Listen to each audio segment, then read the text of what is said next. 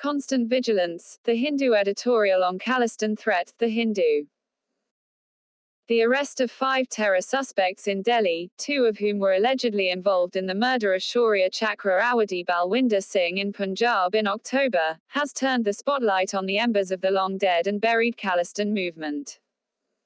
The Delhi police have claimed that Pakistan's Inter-Services Intelligence (ISI) is seeking yet again to link up terror outfits in Kashmir with pro-Khalistan activists. 3 of the others arrested were from Kashmir.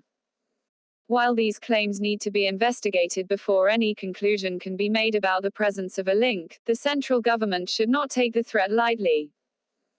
The Khalistan movement has long become moribund with the neutralization of the threat and the ending of the Punjab insurgency in the early 1990s.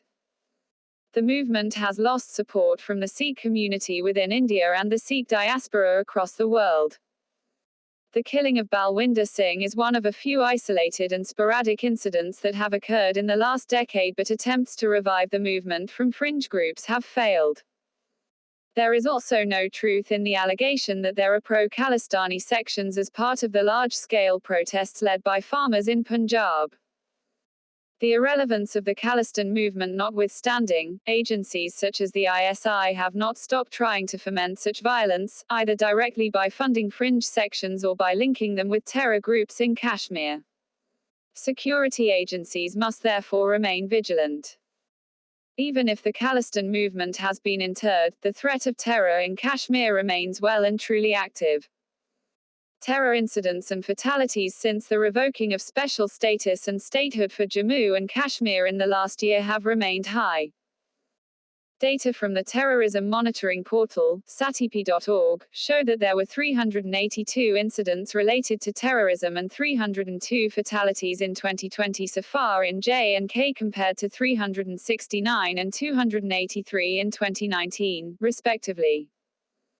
While many of these incidents have occurred due to acts of terror emanating from within the Union territory, infiltration of terrorists from Pakistan continues apace as well, which is also correlated with the increased ceasefire violations at both the line of control and the international border.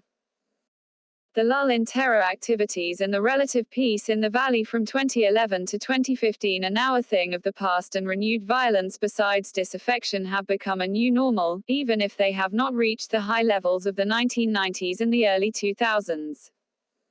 The persisting disaffection in the valley can only be addressed by a new political process that seeks to review the unilateral changes made to the region's status and restores its full statehood.